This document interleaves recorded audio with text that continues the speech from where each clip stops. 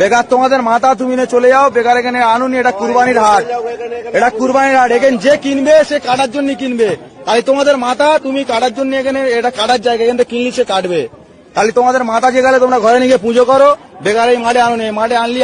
അങ്ങ് നോർത്ത് ഇന്ത്യയിൽ മുസ്ലിങ്ങൾ ഹിന്ദുക്കളുടെ കൈകളിൽ നിന്നും കന്നുകാലികളെ വാങ്ങുന്നത് നിർത്തി.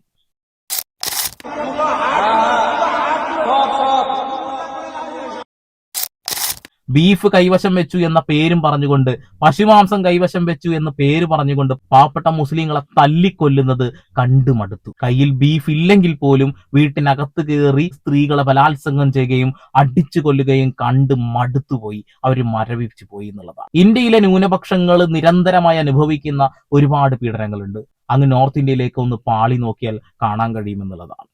നോർത്ത് ഇന്ത്യയിൽ അവർ കന്നുകാലികളെ വാങ്ങുന്നത് നിർത്തി. പിന്നീട് സംഭവിച്ചത് എന്താണെന്നല്ലേ കാണേണ്ടത്. കാണാം.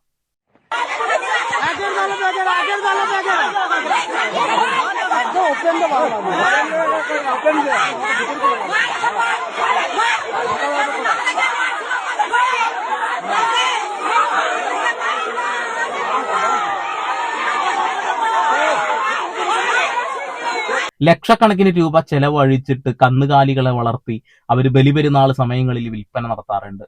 എന്നാൽ ഒരു മുസൽമാന്മാർ പോലും ഒരു കന്നുകാലിയെ പോലും വാങ്ങുന്നില്ല എന്നുള്ളതാണ്. ഭയമാണ് കാരണം. BJPയെ ഭയമാണ് അവർക്ക്. RSSനെയും ബജ്റാംഗികളെയും പേടിയാണ് അവർക്ക്. ഹനുമാൻ സേനയെയും ശിവസേനയെയും ഒക്കെ അവർക്ക് ഭയമാണ്. അതുകൊണ്ട് അവര് കന്നുകാലിയെ വാങ്ങുന്നത് അങ്ങ് നിർത്തി. പിന്നെ സംഭവിച്ചത് ചരിത്രമാണ് എന്നുള്ളതാണ്. ഈ കച്ചവടം നോട്ടമിട്ട് പശുക്കളെയും കന്നുകാലികളെയും വളർത്തിയ പാവപ്പെട്ട കർഷകരായിട്ടുള്ള ഹൈന്ദവരിന്ന് കഞ്ഞി കുടിക്കാൻ വകയില്ലാതെ നെട്ടോട്ടം ഓടിക്കൊണ്ടിരിക്കുകയാണ്. ഇനി മറ്റൊരു വീഡിയോ നിങ്ങളൊന്ന് കണ്ടു നോക്കിയേ. ഹിന്ദുവിന്റെ മാതാവിനെ ഞങ്ങൾ കൊല്ലുന്നില്ല. ഒന്ന് കണ്ടു നോക്കിയേ.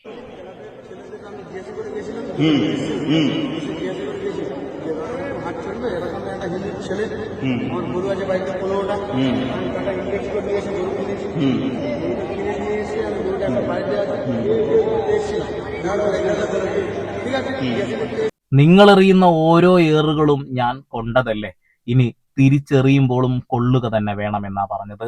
പശുവിനെ ഞങ്ങൾ ഇനി അറക്കുന്നില്ല, ഞങ്ങൾ ആടിനെ അറത്തുകൊള്ളാം. നിങ്ങളുടെ കയ്യിൽ നിന്നും നിങ്ങളുടെ മാതാവിനെ ഞങ്ങൾക്ക് ആവശ്യമില്ല, ഞങ്ങൾ അത് അവസാനിപ്പിക്കുന്നു.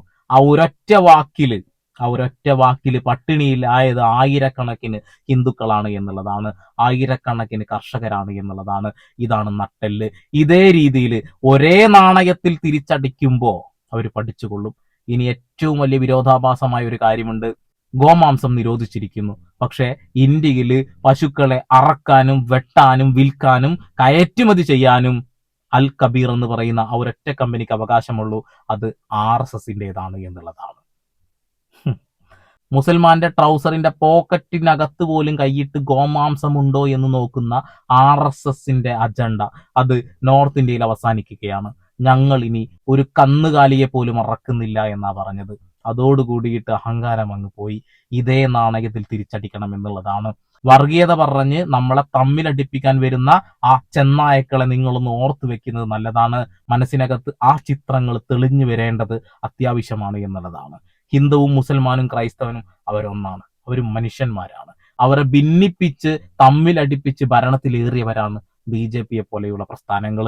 അത്തരം പ്രസ്ഥാനങ്ങളെ അകറ്റി നിർത്തേണ്ടത് ഓരോ മനുഷ്യന്റെയും കടമയാണ് എന്നുള്ളതാണ്. പരമാവധി ഷെയർ ചെയ്യുക. വീണ്ടും വരെ പുതിയ വാർത്താവിശേഷങ്ങളുമായി സന്ദീപ് എടപ്പാൾ സൈനിങ് ഓഫ്.